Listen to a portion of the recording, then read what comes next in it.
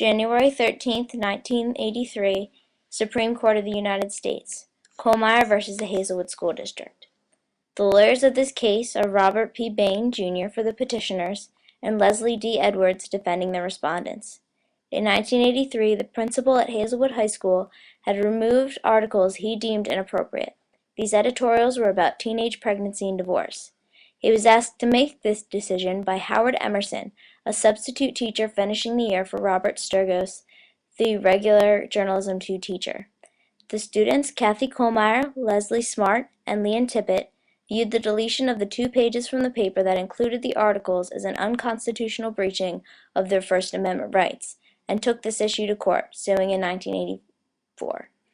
The district court rejected that Hazelwood students' claims, finding the school officials could restrict student speech in activities that are an integral part of the school's educational function, such as a school-sponsored newspaper.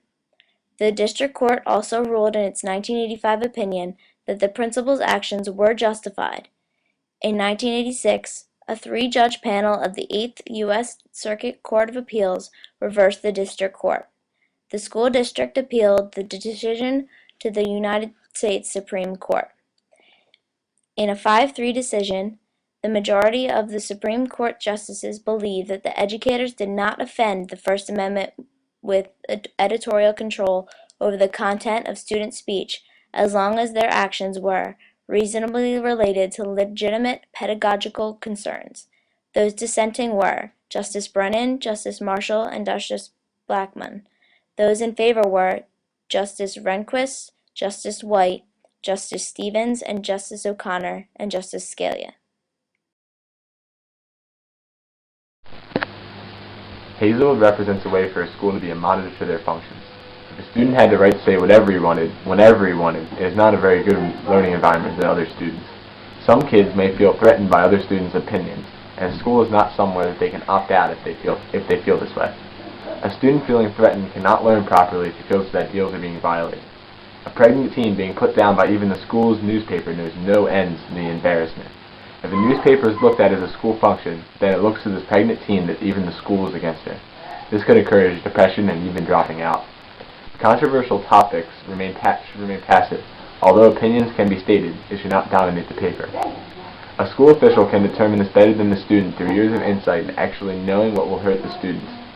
The Supreme Court justices, with their years of experience, know that they could put more trust in the hands of the teachers than that of the students. They know that the students need rights, but that the rights are better protected under the care of the unbiased teachers. I would absolutely disagree with the Hazelwood decision.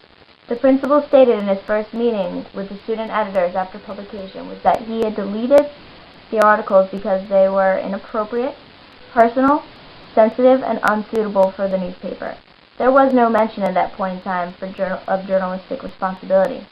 Prior to the incident, the school board's policy via the Student Statement of Policy, approved by school authorities each year, was that the Spectrum, as a student press publication, accepts all rights implied by the First Amendment.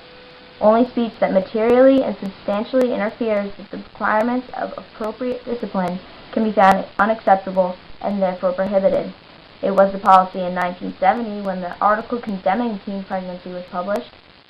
When the principal deleted the 2 pages of the Spectrum, he breached that agreement. When the Supreme Court decided that student speech could be censored if it interfered with the school's pedagogical concerns, it applied terms just broad enough to take away free speech at the will of the school and for subsequent cases to build further restrictions upon it. Should we go in the back and make faces? Alright, I believe the ruling of the Kohlmeyer versus Hazelwood School District case was not correct. I believe it was unconstitutional and did go against the First Amendment. It did had unnecessary censorship of the articles, and I believe the ruling should have went differently.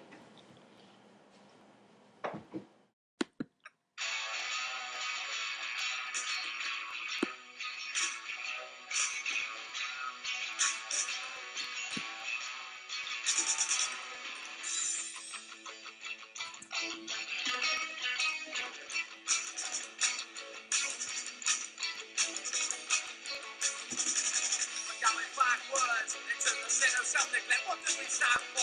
It's very easy to forget the protest marches. Is it the something to object, so where's the freedom? Your conscience ain't to lay your neck.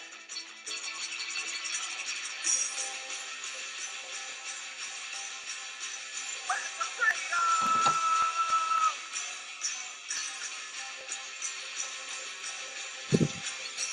Where's the freedom?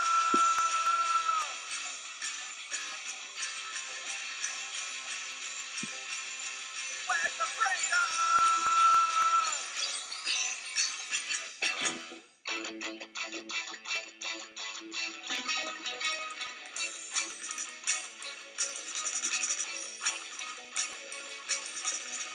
Going crazy with paranoia, fear and greed, accepting standards, believing what we hear and read, and then we think we trust out a new reality. But is this freedom just another act from which we feed?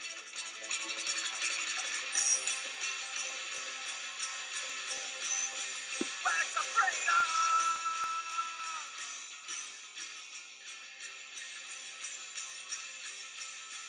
Where's the freedom? Since Hazelwood versus Kohlmeyer, educators have been allowed to restrict student expression when, in school-sponsored activities, the reasons for doing so are reasonably related to legitimate pedagogical concerns. The courts also agreed with the school district that the content of the deleted articles, pregnancy and divorce, was not appropriate for an immature audience of high schoolers.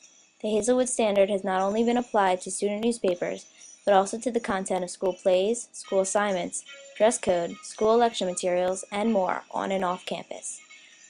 With Hazelwood's establishing of a precedent that school officials can censor materials that come into conflict with district policies or school curriculum, the interpretations of later courts have now nearly reversed the decision in Tinker versus Des Moines, which stated that students do not leave their First Amendment rights at the schoolhouse gates. Today, this has bred a generation of students that enter the world as citizens afraid to use their freedom of speech rights and unaware of how to use them appropriately. Several students have found themselves in the courtroom since Hazelwood. However, their claims to free speech often were more akin to profanity or violent speech.